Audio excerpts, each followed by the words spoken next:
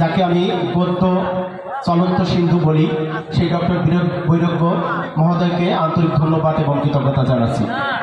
সেই সাথে আজকের এই শ্রদ্ধা অনুষ্ঠানে আমি শ্রদ্ধা জানাতে কার্তিক ঠাকুর সম্পর্কিত দু একটি কথা বলতে চাই। আজকের অনুষ্ঠানের সভাপতি, প্রধান অতিথি, বিশেষ অতিথি এবং আমন্ত্রিত সকল অতিথিকে আমার প্রণাম শ্রদ্ধা জানাই। আমি 47-এর দেশ বিভাগের পরে যে প্রবাদটি গ্রামগঞ্জে ঘুরে বেরিয়েছিল সেটার একটু উক্তি আপনাদের শোনাতে চাই। গান্ধী গেল হান্দিতে, জিন্না গেল মারা, বন্য হিন্দু ওপার গেল, চাড়াল পড়ল ধরা।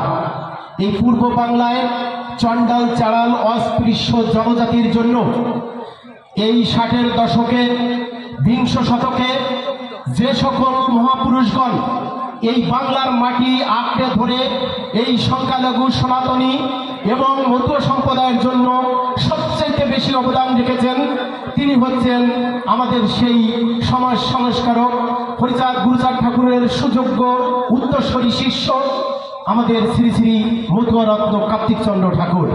আজকে তার এই 1940 থেকে 2024 84 বছরের বর্ণাঢ্য ক্যারিয়ারে তিনি কি চেয়েছেন তার এই স্মারক গ্রন্থের মাধ্যমে বা রচনা সমগ্রের মাধ্যমে জানা যায়।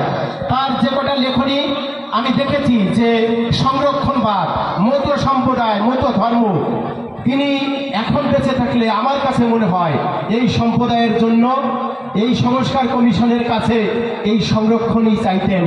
রাজনৈতিক অধিকার ছাড়া যে এই জাতির মুক্তি নেই, তিনি সেটা বুঝিয়েছিলেন। আমরা যারা তরুণ প্রজন্ম, তার অনবশ্যী বক্তব্যের মাধ্যমে একটি সূক্ষ্ম সনাতন ধর্ম এবং বিদ্রোহী চেতনা জাগরিত করার জন্য তার অনবদ্য ভূমিকা। এই তরুণ সমাজ, এই মতুয়া সাহিত্য সমাজ, এই হরিচাঁদ গুরুচাঁদ যে আদর্শের যারা নতুন মতুয়া সৈনিক